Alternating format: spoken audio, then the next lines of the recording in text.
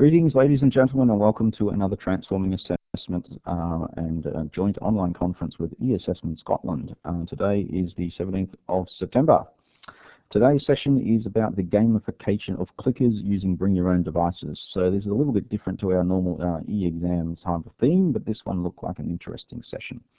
So our speakers today are Paul Lam and Kevin Wong. They're both from the Chinese University in Hong Kong. So Paul, would you like to take it away, please? Hello, thank you, Matthew. So I hope my audio is running all right. Okay. Thanks, Matthew, for introducing me to this very interesting online conference and also giving me some time to explain our work here. So the topic today is this one. And put it simply, we would like to, in today's section, we would like to introduce you to some of the development work we have done in our university, which is in this direction, how to gamify activities in the classroom using mobile device, using clickers. And before we introduce our development, I'll give you some more background about who we are and also the work we have been doing. First of all, my name is Paul Lam, and my colleague Kevin is also near me, next to me. We come from Hong Kong, the Chinese University of Hong Kong. And we come from a Learning Enhancement Center here, and that means we support teachers to teach better in this university. And I think for about 2 to 3 years ago, we successfully got a funding in this university to work on mobile learning. We call the project Mobile Learning at CUHK. Some more background. That was about 2 or 3 years ago. You know, Hong Kong, a very busy place, and also a very interesting place where everyone have a mobile device, particularly even 2 or 3 years ago. And nowadays, I think it's nearly 100%, or even more than 100, because many people here have 2 or 3 mobile devices when they go to classrooms. So that's why we have that mobile learning project, and we want to make use of this very interesting BYOD phenomenon. Since everybody has some intelligent device, the main objective is, can we make better use of them, turn them into a teaching and learning tool? Yeah. This is one piece of evidence. We just randomly picked some students in our university, 2 devices. Another one, also 2. So everyone is, I think, nearly 200% now. And this project allows us to introduce a lot of already available solutions to our teachers, but at the same time we also look at we also find it seems that we can also make our own. And uReply was a relatively successful development, early development. If you'd like to know more, this is the web address. uReply is actually a clicker.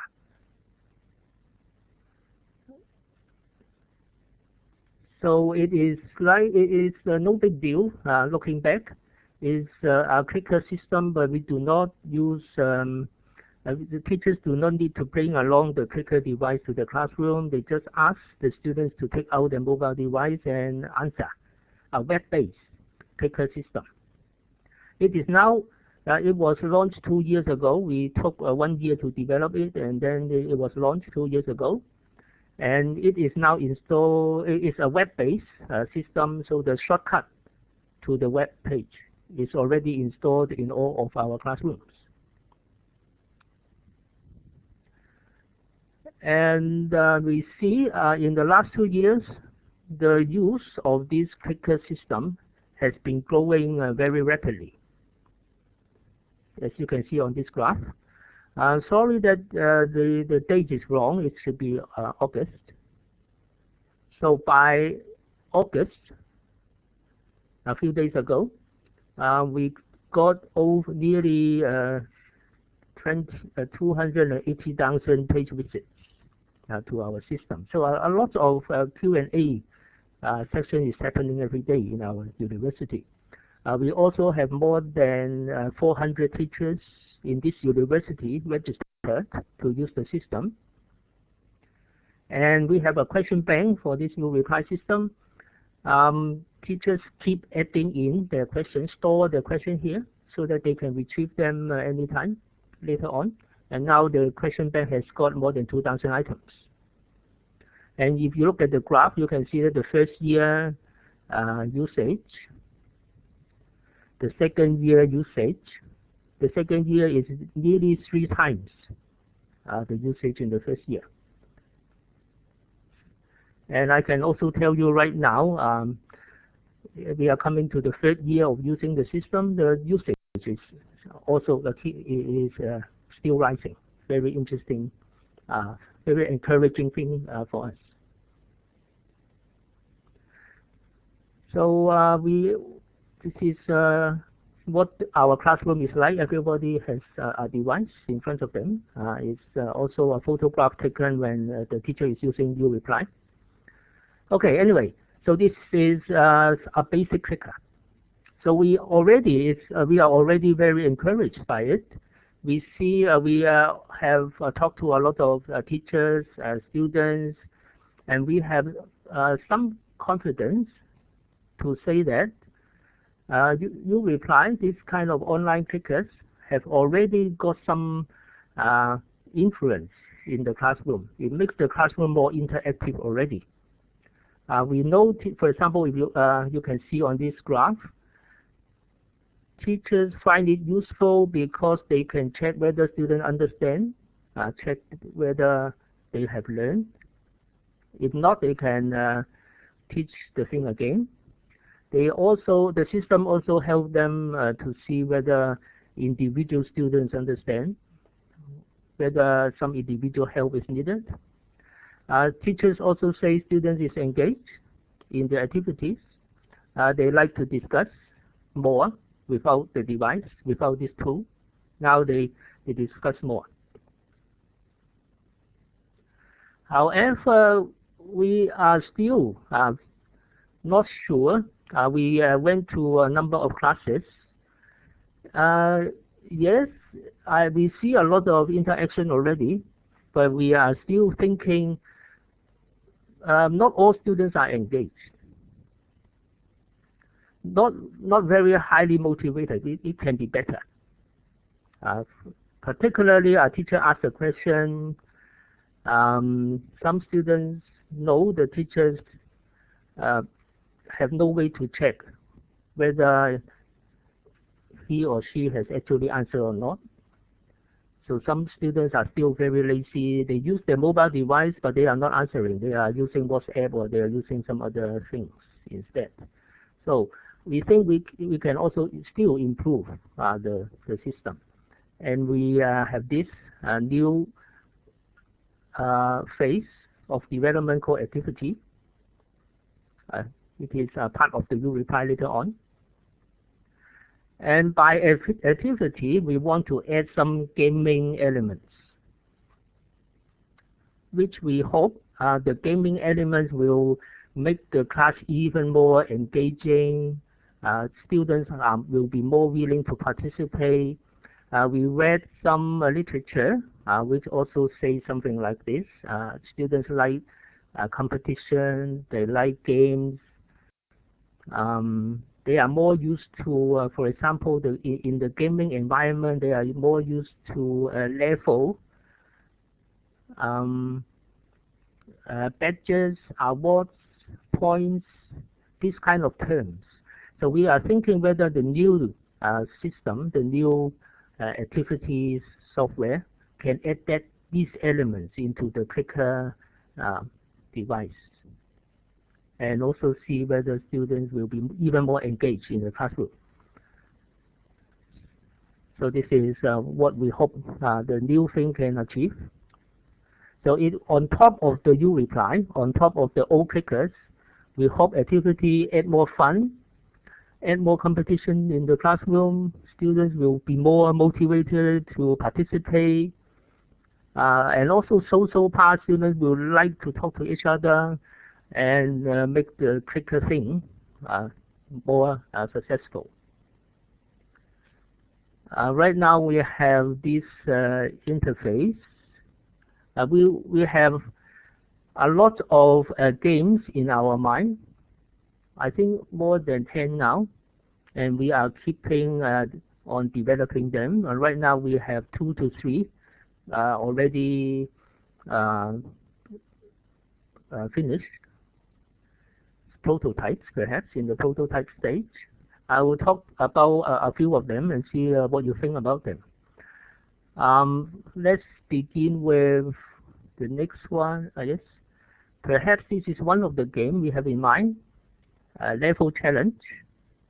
As I said, the students are quite used to game terminology, level, right?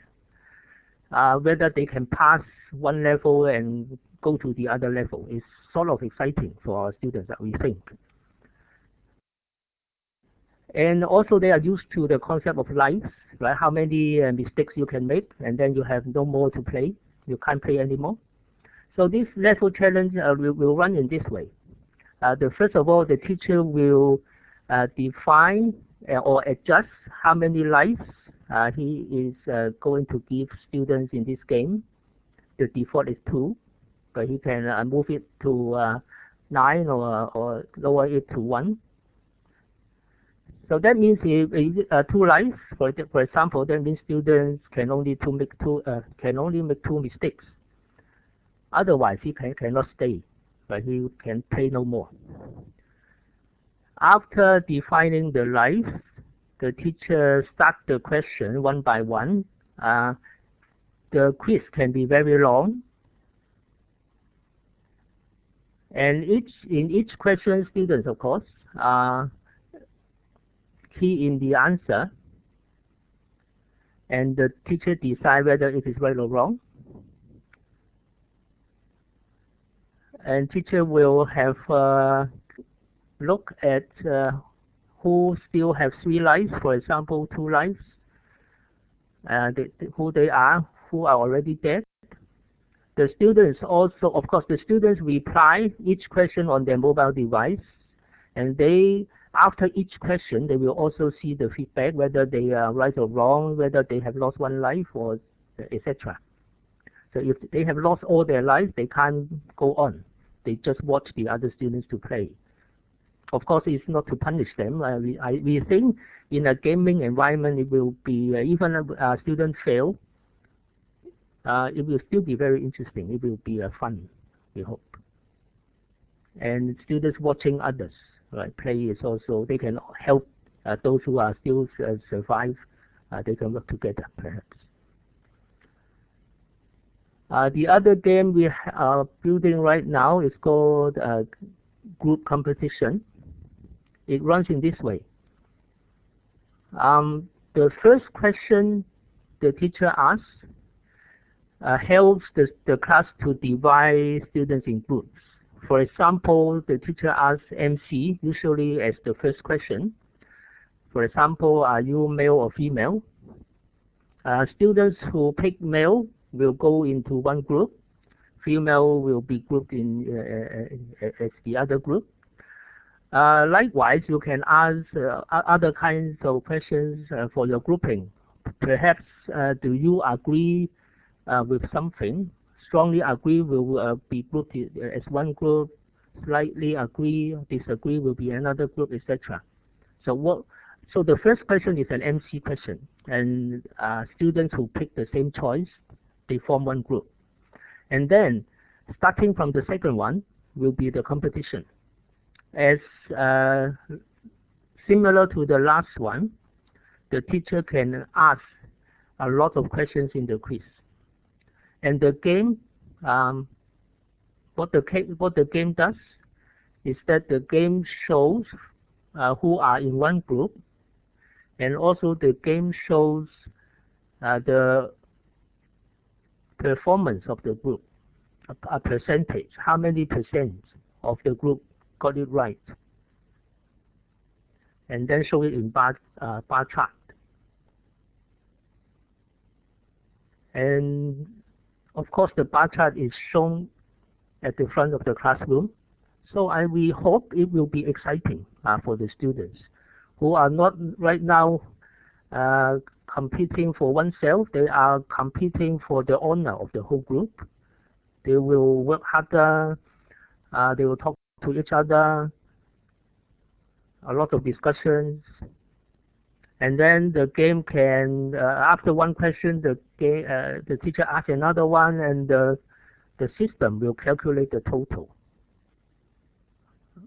accumulate all the performance, and show in a bar chart. How about one more game, a time challenge or a speed challenge? This one, the teacher asks a question, and the question shows on the student's mobile device.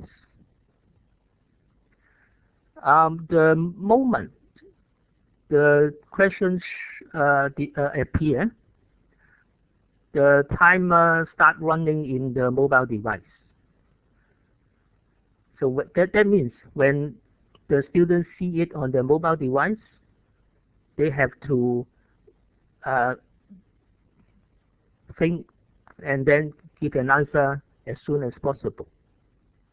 And you can see on this screenshot, the system will then summarize who got the answer right, and then also rank the users according to the time they need before they submit the answer. The people who are fastest will come on to the top of the rank. The slower ones later at the end of the rank. So it is not one-off like the other games. The teacher can keep on asking more and more, and the system will accumulate the performance of the individual students. So at the end, for example, the system will show on top of the rank is the persons who have got everything right, maybe three students got everything right. It will be the top of the rank. And among the three who used the less time will be even better. So we hope it will be also challenging and give students some motivation to participate in the clicker activities in the classroom. Hi Paul, can I interrupt a little bit? We have some questions in our text chats. So for example, have you asked the students, for example, when they run out of lives, does that discourage the students from participating? So that was Gizzy who asked that question. Actually, we don't know yet. Okay. Yeah. Yeah, we have no idea whether I think it depends on how the teacher runs the activity. Right. Sure. They require some skills. I think some teachers who are friendly and the whole thing is packaged in the game-like environment. I would say students will be. I hope the students will find it exciting. We think even in playing games on their own, they fail all the time. They lost their lives in games all the time. They will not be discouraged. They will keep on playing it. We hope we can make that kind of environment in the classroom too, but we are not sure how to do it. Sure. Yes, your question is very very reasonable. but we hope we can find a way. So will you provide the training for the staff? So you give them some advice of how to use the tools in the classroom? Yes. Yeah. Right now, we are still thinking about too much engaged in the technical training. But later on, we really want to accumulate some language, the activity design training as well. But we haven't got enough to do that yet. Sure. Okay. Okay. So also Sally asked, is there feedback? So does the system provide advice about? So is there an option for the teacher to type in some feedback about the right or wrong answer, or does it just say you've got it right or you got it wrong? Yes, there's a place to type in some explanation. And okay, that's good. In the end product, there will be some button around here for the teacher to click and then show pre-installed explanation. So it's not only right or wrong. The explanation will also go to student's device later on. Okay, that's a nice feature. Yeah. Yep. Maybe let's go back to this page. You see, we have talked about speed challenge, level challenge. There are more that we have in mind. For example, multiple items. We are thinking the clicker questions, they usually come in one after the other. But sometimes it is too much waiting. So the multiple items means give students all the questions at once, and they can do it at their own pace. The pick or random here is another game. It's not a big deal. It's just a teacher have a function for the teacher to randomly pick some students. Only the students picked can answer. The other students do not have the button, so they can only watch. A random pick, or the teacher can pick from a list. So this one hand raising, so students, a hand raising button will appear, and then students who know the answer, they click the button, and then the teacher can decide who give the right to who. The others cannot submit answer. Peer assessment is more complicated. So some students, the teacher asks a question, probably open-ended question. Student type in some text as answer, not multiple choice. And then the second round, after asking this, everyone submit an answer. The system will, student's first answer will become the second question. That means the students have the chance to look at the previous answer students give one by one, and then give them some rating, whether I like this answer or not. So for example, there are 15 students or 15 groups in the class. After the first question, we got 15 different answers.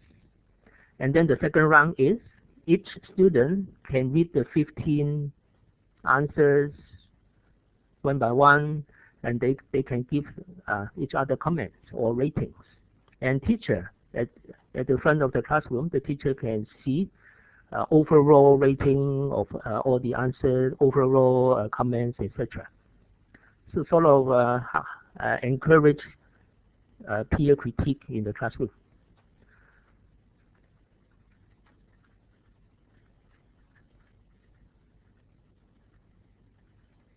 So this is our timeline. We think we will finish 4 games by the end of this year. And then we hope we can have it tried out in real classes, in real classroom, and then give us feedback whether games work. Questions like you have asked, we also like to know the answer, whether students like it or it is discouraging for them, or what kind of teaching skills are needed to make it work.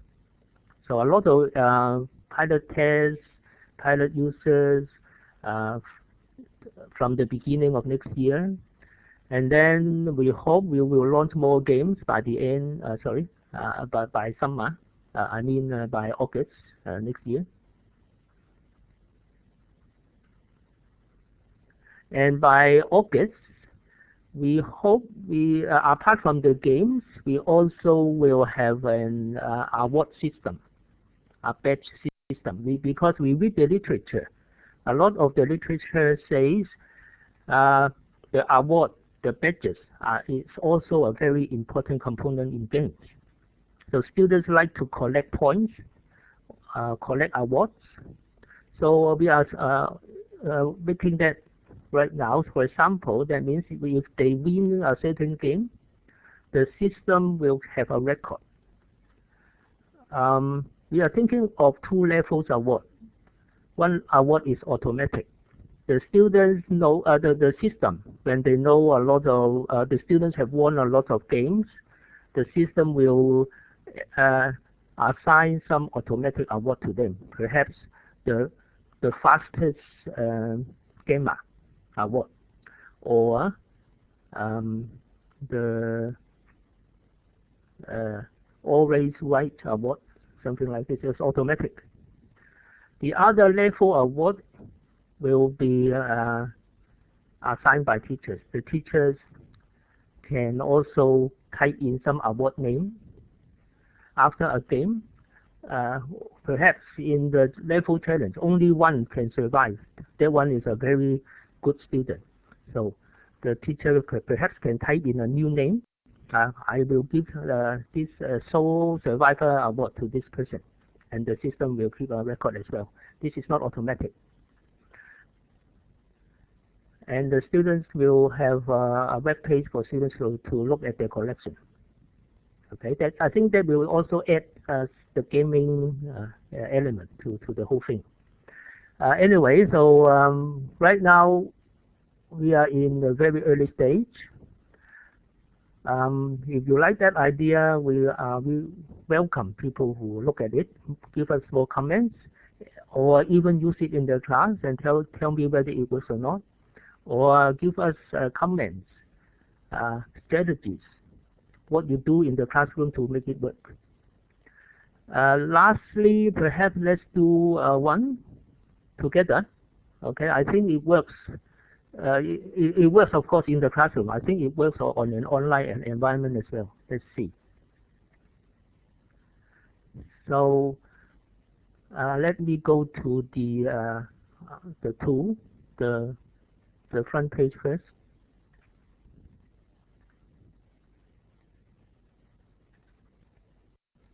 So I'm sharing my desktop with you now.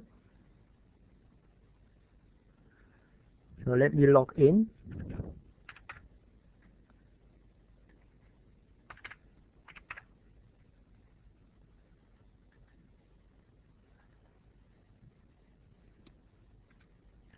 Okay, so it's the front page. There will be a lot of games. Let's see the level challenge. Level challenge. So the teacher now decide how many lives. How many lives? Maybe 1 for this time. 1 only. And then the teacher select from. I have created a lot of quizzes on my question bank, and now I need to select the one I'm going to use. M-Learning, perhaps, is the one today. And then there are 3 questions in this quiz. So that means, so if you are coming, if you are to join, the game today is live. You have only 1 life. If you do it wrong, you can't continue. I have 3 questions. Let's see who can stay to the very end. Okay, who can survive. Let's start the first one.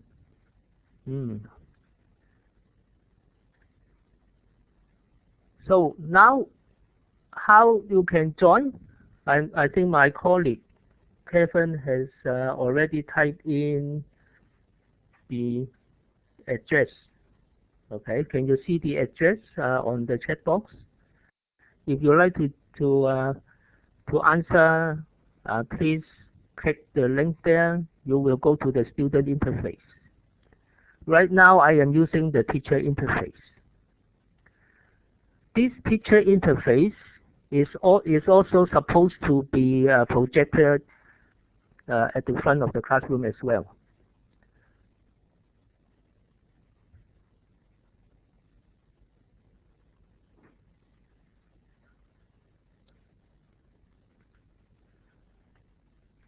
Okay, so when you click the link, you will be asked to key in your name, which is optional. The most important information is the session number today, 3800. So if you key in 3800, you will come to the right section. Supposedly, you will see the question on your device as well. You may be using your desktop, but actually it works well in all kind of mobile device as well. Okay, now the game part.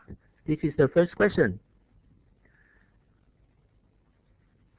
If the day before yesterday is 2 days after Monday, what day is today? So remember, if you fail this one, you can't continue. So I would expect in the class, the students might be excited already. They will be asking friends, make sure they got it right. I hope. Okay, and now on my on the teacher interface, I see actually we have got 10 people logged in, and 9 out of the 10 people have already answered. Not too bad. Maybe I wait 5 more seconds. So mind you, if you log in and did not answer, you are still wrong. You are considered to be wrong as well. You can't continue. So you have to first of all submit an answer and got it right. People who submit answer and right can continue. Okay. 3, 2, 1. Now I end this question. Let's see. Okay. The correct answer is D. 66%. 6 out of you got it right. Let's look. Okay, 4 dead already. Sorry, I only give you 1 life. 6 can continue. Okay, and below we see your names, but yeah, Mark is here. Mark said, for example, I still got 1 life. Okay, so but the name is not compulsory. You can do it anonymously. Okay, let's continue. The next question on the quiz. Be careful, this one is very tricky.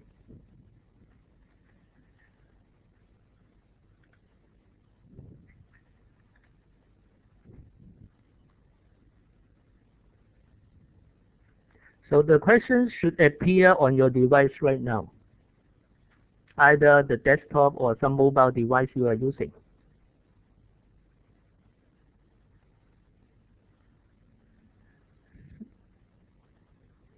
So as I said, this one is tricky.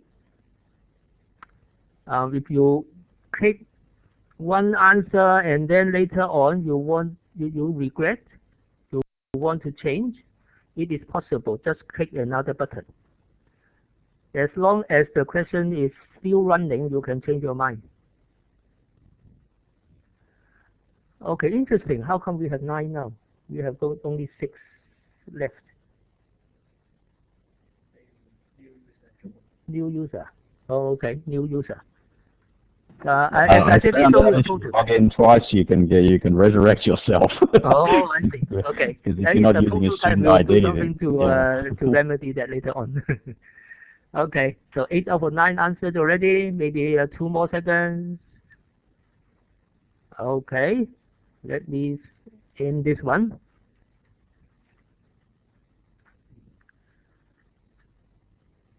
Okay, not bad.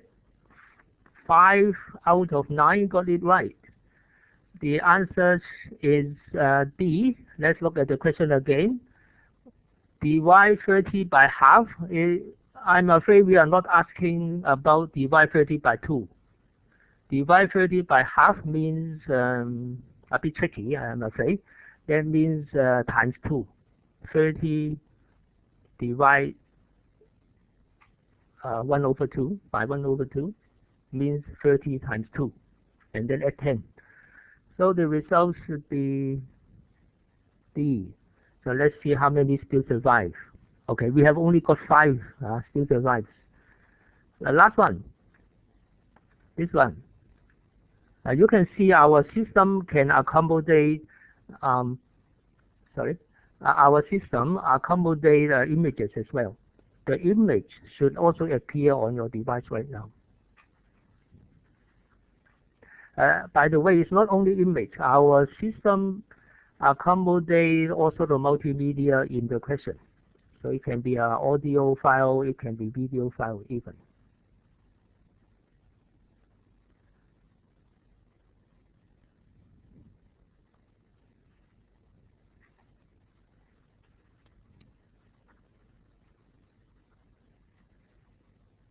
Okay, not too bad. So still 9 logged in. A lot of you are cheating the system. So supposedly only 5 can survive up to this stage. Very good. So that's why we want to pilot it. Okay, 8 out of 9 answered already. 3 more seconds to go. 3, 2, 1. Done. Okay, not excellent. So 6 correct. So I don't think I need to explain this one, right? The others are the same. 2, 3, 4 are the same. One is actually a different image.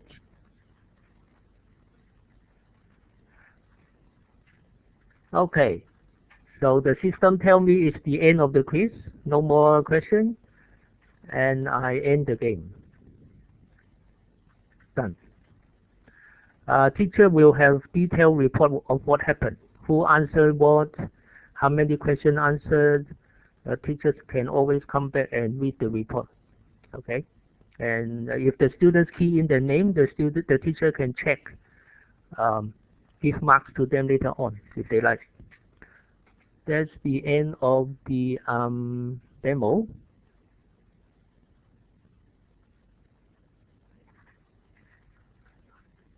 Yes, and actually that's the end of my presentation as well.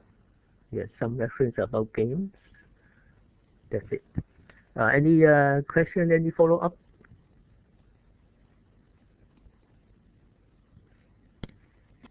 Paul, could you show us the screen where you had the list of games, the ones at the bottom, because we didn't see them very clearly. We only saw the top of the list.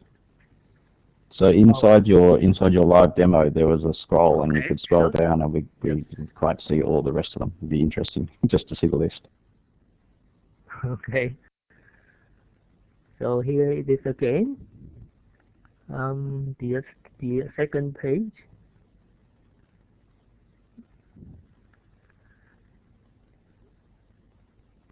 So the group contribution, for example, can you see it now?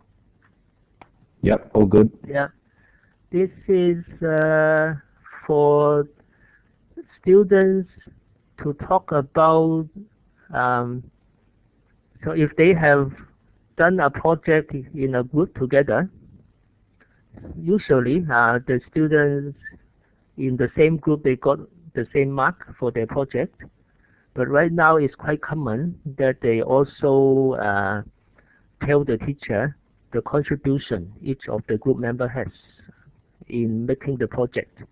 And then the teacher will do something to adjust individual scores in the group. So this sort of game is actually to help students to key in this contribution mark in the classroom. So first of all, they will, the first question is, once again, group questions, help the teacher to group them into different groups. Group 1A, Group 2B, and then the class is formed into different groups. The second question or more, the questions later on, ask the students to all sorts of questions. Did your group mate, for example, participate actively in discussion? Okay, a rating.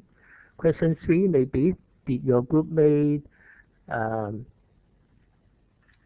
do a lot of writing, and then that is another rating, etc. The system will calculate overall marks.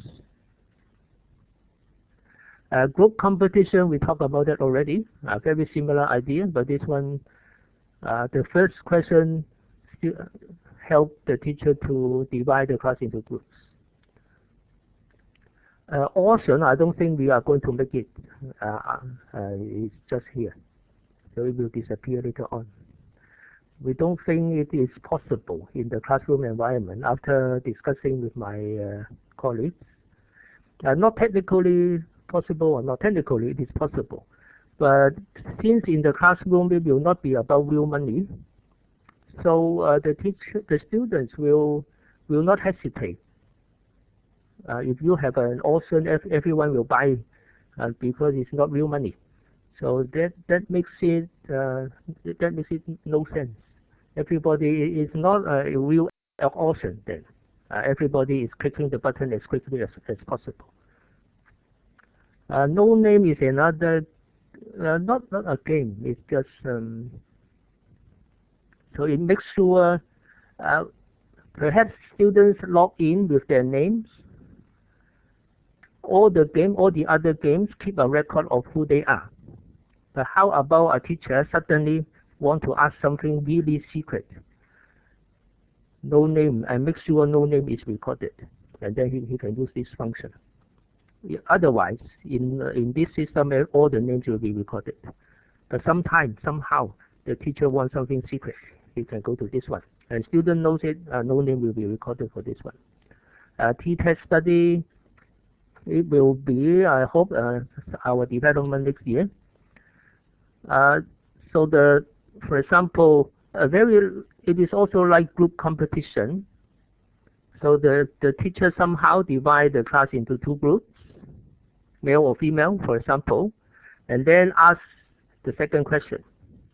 The system will tell whether the male, for example, the second one is an opinion question, and then the system will tell whether the male have a higher score, the female has lower score, and whether the difference is statistically significant or not.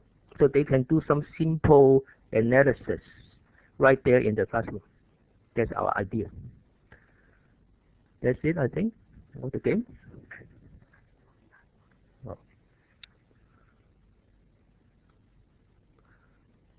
Okay, Paul, that sounds really interesting. I'm particularly interested in the live t-testing. It could be useful in some of the courses. You think after that we can make even more complicated classroom studies?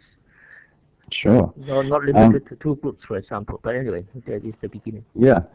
We have some more questions coming up. I'm not sure if you can see the text chat. You might want to scroll up a bit to see the questions that have been coming through. Wow, so many questions. One particular question has come out. Okay, so one, is this being used for primarily formative assessment, or are you also using this for marks? Do you use it to allocate marks to students? Right now it is mainly for formative purpose, especially the uReply stage, because we have no class list yet. So if you remember how you log in, you don't need to key in your name. That is optional. No need to log in, no registration for students. So they can type whatever they want. They can even skip typing names. What they only need to do is the session number. That means we have no way to tell whether the student is really that student or not. So we do not encourage the teacher to do it for some motive reason yet. But if you look at our timeline, we will have class lists next year. That means students will have their own account. They need to log in. They have password as well. by that time, we will see whether it can be used for summative. There's another question which is a bit more technical. Have you got plans to link this to your learning management system? So, for example, yes. to Moodle or Blackboard, so that you can import maybe class lists and export grades? Yes, yes. We are not too sure about the details yet, but we think in our university we are using Blackboard. But we are not too sure how what integration means right now. But we will talk to them. We have some vendor here in Hong Kong.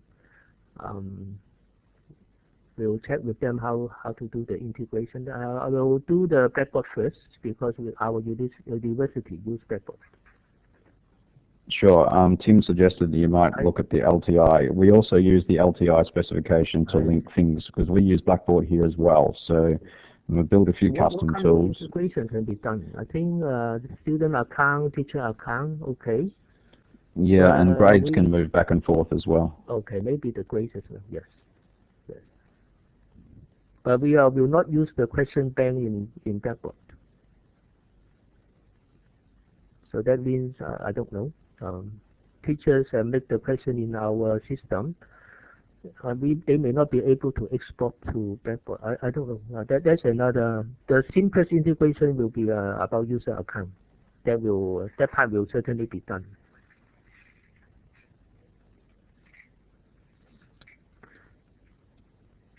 So by the way, if you could have an option using money. Yes, okay, interesting. Yes, thank you very much. Yeah, give me continue. Give me more idea. Can I read the chat later on?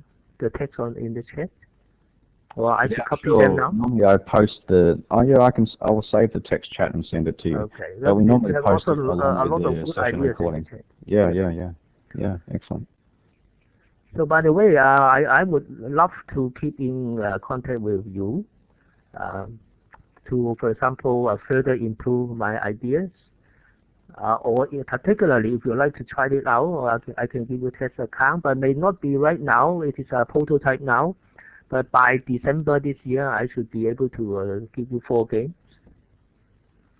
Maybe you can use them in real teaching next semester if you like. So of course, I would love to keep in contact with you and see what actually happened in the class. We'll do a similar thing. Is there a website or an email people can send to, so to keep track of the project? You have a blog or a website? Maybe you'd like to, Kevin, could you put the URL in so that people can keep track of the project, and perhaps an email address so they can contact you on?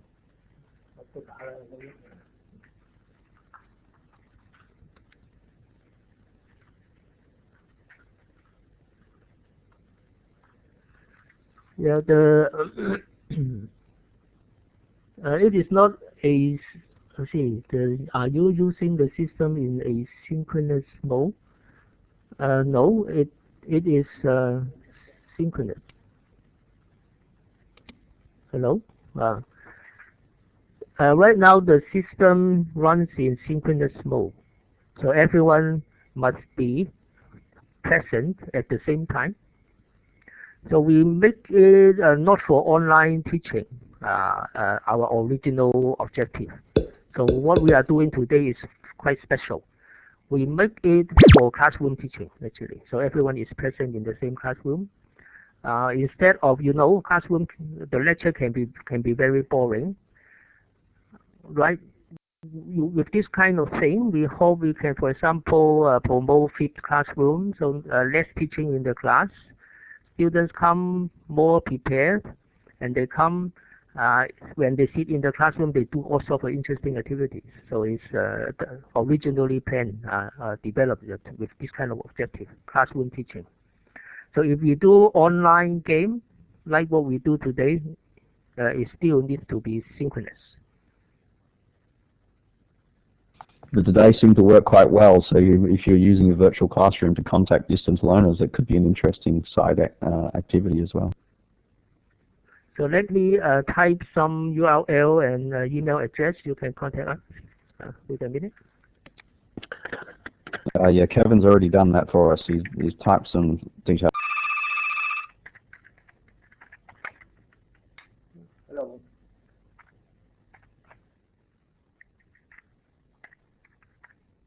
Hey. Hey.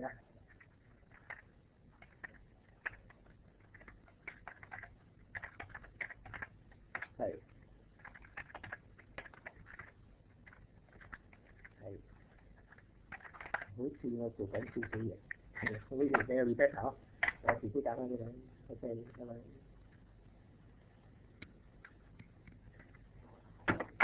Thanks, Paul. That's good. So, folks, you can either click the links or you're able to copy and paste the links out of the text chat. But we will post up these links along with the session recording page as well. And I guess will be very interesting to follow the progress of your trials and your experiments with real students. And perhaps later next year you can come back and give another webinar for us to. Interesting to see the results of your work. Okay, that will be lovely. Yes. So then, from December to sometime this year, we will really have some classroom data and show you. If I have a chance, I'll show you again next year.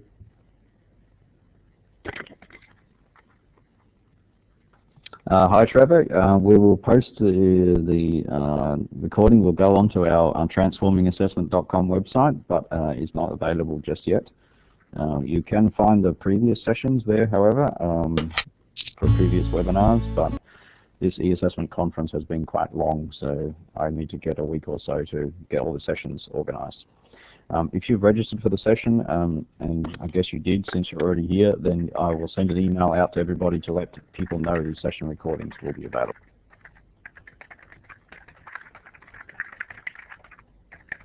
Okay, so I'm going to stop the recording. Let me just say thank you to Paul and Kevin for your very interesting talk today, and you've got a lot of active discussion and questions, so that's great.